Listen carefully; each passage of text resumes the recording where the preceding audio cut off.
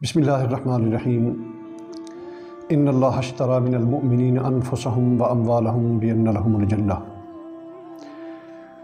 اللہ جل مجدہ نے عبادات خمسہ ایمان والوں پر فرض کی ہیں، جس میں سے پہلی عبادت جو ہے وہ نماز ہے، اور دوسری روزہ، پھر زکوٰۃ، پھر جہاد، پھر حج بھی ہے۔ یہ عبادات خمسہ اللہ جل مجدہ نے ہر مسلمان پر فرض کی ہیں، لیکن اللہ جل مجدہ نے نماز کے لیے یہ نہیں فرمایا کہ یہ نماز جو ہے اس کا بدلہ میں کیا دوں گا۔ اللہ نے کہا کہ اس کا بدلہ بے شک جنت میں اعلیٰ مقام ہے۔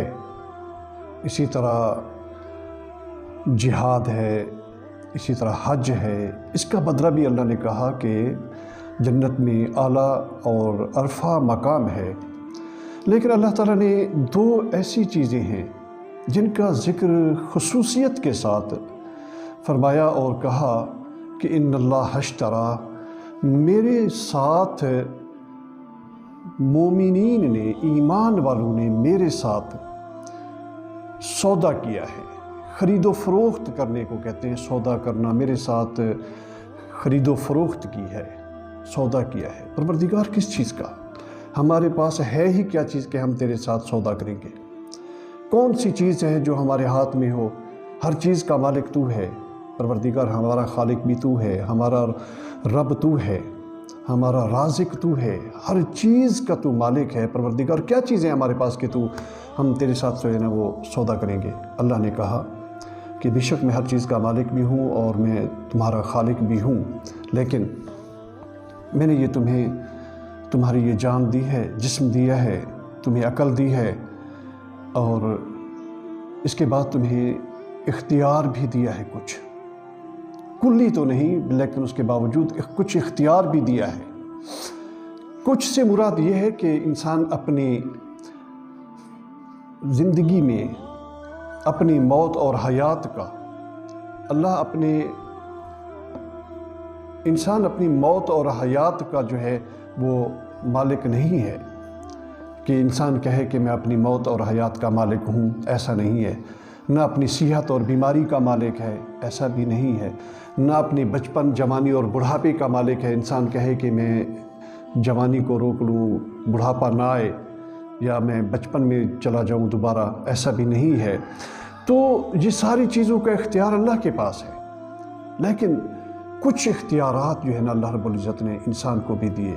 اچھے عمل کرو گے انسان کو دے دیے، برے عمل کرو گے یہ انسان کو اختیار دے دیا ہے۔ دایاں دیا ہے، بایاں دیا ہے، رائٹ ہینڈ دیا ہے، لیفٹ ہینڈ دیا ہے۔ کیا مطلب ہے؟ اہدنا الصراط المستقیم کہا کہ یہ سیدھا راستہ ہے اور یہ تمہارا برائی کا راستہ ہے۔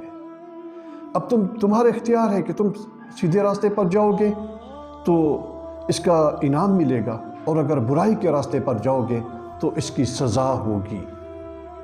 یہ اللہ جل مجدہ نے کہا۔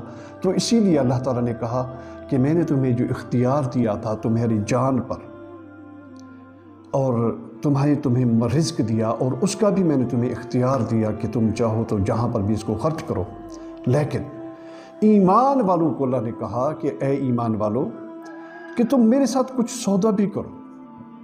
اللہ کیا؟ اللہ نے کہا انفسہم اشتری، انفسہم، اپنی جان کا مالک تم مجھے سمجھو، یا اللہ تو ہی ہے۔ اللہ نے کہا نہیں، ایسا نہیں۔ جب میں تمہیں حکم دوں نا کہ تم کھانا پینا چھوڑ دو تو میرا کہنا ماننا اور کھانا پینا چھوڑ دینا۔ نہ اپنی کمزوری کو دیکھنا کہ ہمارا جسم کمزور ہو جائے گا، نہ اپنی بیماری کو دیکھنا کہ ہم بیمار پڑ جائیں گے، نہ اپنی موت کو دیکھنا کہ ہم پر موت طاری ہو جائے گی۔ موت تو آنی ہی ہے نا، زندگی اور موت کا مالک وہی ہے، موت تو آنی ہی ہے، موت کو کوئی نہیں ٹال سکتا۔ لن یؤخر اللہ نفسا اذا جاء اجلھا، جو موت کا لمحہ، جو موت کا وقت لکھا گیا ہے وہ آنا ہی ہے۔ جب ایسا ہے تو اللہ نے کہا کہ یہ جسم جب تمہارا نہیں ہے، جسم کا مالک تم مجھے سمجھتے ہو، تو پھر میں کہوں کہ کھانا پینا چھوڑ دو تو پھر میری رضا کے لیے چھوڑ دینا۔ اور یہ جب ایمان والے، یہ مومن ایمان والے جب کسی کمرے میں بیٹھے ہوتے ہیں اور وہاں پر فریزر لگا ہوتا ہے، فروٹ پڑے ہوتے ہیں، کھانے کی چیزیں پڑی ہوتی ہیں، مشروبات پڑے ہوتے ہیں، لیکن روزے دار اس کمرے میں بیٹھا ہوتا ہے، دروازہ بند ہوتا ہے، نہ اس مشروبات کی طرف دیکھتا ہے، نہ کھانے پینے کی چیزوں کی طرف دیکھتا ہے، اور دھیان بھی نہیں جاتا ادھر، خیال بھی نہیں جاتا ادھر۔ پوچھا جائے کیوں؟ تمہیں کوئی روکنے والا نہیں، تمہیں کوئی پوچھنے والا نہیں، تمہیں کوئی ٹوکنے والا نہیں، کیوں نہیں؟ وہ کہتے ہیں اللہ کی رضا، میں اللہ کی رضا کے لیے میں نے روزہ رکھا ہوا ہے، اور اللہ سے میں نے عہد کیا ہوا ہے، پروردگار تو نے حکم دیا ہے کہ دن میں کھانا پینا چھوڑ دو، تو میں نے کھانا پینا چھوڑا ہوا ہے اللہ تیری رضا کی خاطر۔ اللہ کہتا ہے تو نے اپنی جان کا مالک مجھے سمجھا ہے، تو اسی لیے اللہ نے کہا، ساتھ ہی اللہ نے کہا انفسہم و اموالہم، اور اپنے مال کا مالک بھی مجھے سمجھو، مجھے بیچو، مجھے اپنا مال دو۔ اللہ رزق تو دیتا ہے، رازق تو ہے، الہ العالمین، کیا مال دیں ہم تمہیں؟ اللہ کہتا ہے سارا نہیں مانگ رہا میں تم سے، سب کچھ نہیں مانگ رہا تمہیں، اگر تم سے سب کچھ چھیننا ہوتا تو پھر میں تمہیں دیتا ہی کیوں؟ اللہ کہتا ہے کہ میں رزق تمہیں دیا ہے، وَمِمَّا رَزَقْنَاهُمْ يُنْفِقُونَ، جو کچھ میں نے تمہیں رزق دیا اس میں سے چند، تھوڑا سا، قلیل، تھوڑا سا اس میں سے حصہ نکالو میری رضا کے لیے۔ انسان پر بڑا گراں گزرتا ہے، بھاری گزرتا ہے انسان پر کہ کیسے جو ہے نا وہ اپنی دولت کسی پر خرچ کرے، کیسے جو ہے نا وہ کسی کو دے۔ تو کیا جب وہ ایسا سوچتا ہے تو پھر یہ خیال کرتا ہے کہ میری دولت گھٹ جائے گی، میرا پیسہ کم ہو جائے گا، میرا مال کم ہو جائے گا۔ اللہ کہتا ہے یہی تو آزمائش ہے تمہاری، یہی تو تمہاری آزمائش ہے۔ تمہیں یہ دولت دی کس نے؟ تمہیں یہ مال دیا کس نے ہے؟ جب تم یہ تصور کر لو گے، یہ سوچ لو گے کہ یہ مال اور یہ دولت، یہ سب کچھ دینے والا اللہ ہی ہے، اور وہی اللہ ہم سے کہہ رہا ہے وَأَقْرِضُوا اللَّهَ قَرْضًا حَسَنًا، لوگو یہ جو کچھ تم میرے دیے ہوئے مال میں سے خرچ کرو گے وہ میرے لیے قرض حسن ہوگا، مجھ پر، اللہ کہہ رہے ہیں مجھ پر قرض حسن ہوگا۔